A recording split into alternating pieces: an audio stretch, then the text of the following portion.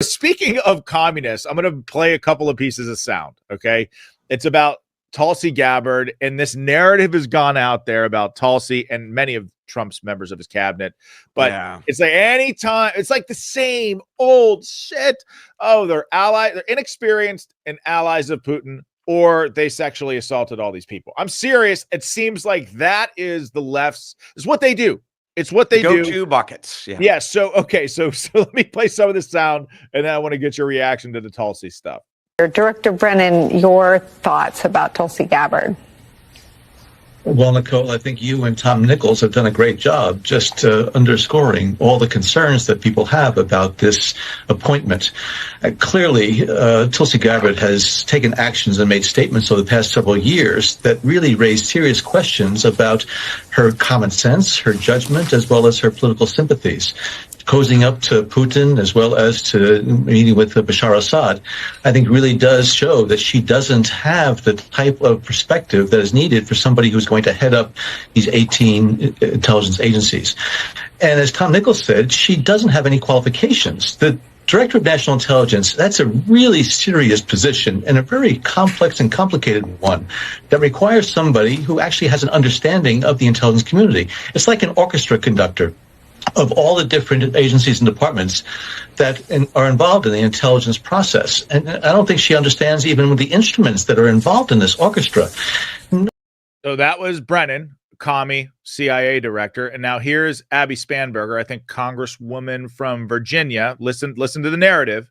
When it comes to the specifics of the DNI role, someone who has aligned herself previously with Russia, with Syria, with regimes the world over is not in a position to have, or should not be in a position to have any of the information that is, America's greatest secrets. And just so there's that. So by the way, Brennan, CIA, Spanberger, CIA, right? And then so take that. And then now listen to AOC. You're already driving. And we haven't even gotten to Tulsi Gabbard potentially having access to national security information. And Russia loves it, loves her. And I actually think almost more than Matt Gaetz, Tulsi Gabbard's appointment is devastating. And Tulsi Gabbard's nomination, as much as she says that she's an anti-war person, she's not. Yeah. She supports very pro-war individuals. Including abroad. In Syria. And let's be very clear. A Tulsi Gabbard nomination is a pro-war nomination globally. Point blank, period. As is Donald Trump as president of the United States. What is going on here? This is insane. This is insane. So everything that you just heard, none of it's factual. So let's start with this. The Democrats were angry at Tulsi Gabbard, or angry at the fact that they sort of groomed her for years to try to take over a very senior leadership position. She was the vice chair, I believe, of the DNC. So she was a very senior Democrat on the going up the ladder, and she ditched them over some very important ideological questions to include foreign affairs and foreign wars.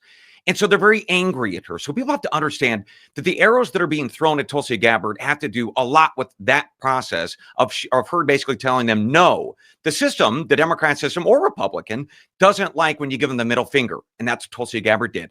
So that's where a lot of this stuff from AOC and that crazy other lady that you just flagged, I don't remember her name. The point.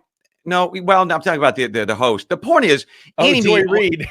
Yes, we're going to get to Spanberger in a second. So the point is, so let's just understand that the Democrats are very angry with Tulsi for ditching them. She broke up with them. Okay. Second, this issue that you have to be deeply burrowed inside of the intelligence community to understand it and to offer up good advice and good counsel. Let me remind everyone that every year the Pentagon and the CIA pays hundreds of millions of dollars to organizations and businesses like McKinsey & Company and others to come in and do outside evaluations of different programs, of different processes, to help the intelligence community how to be better, how to be smarter.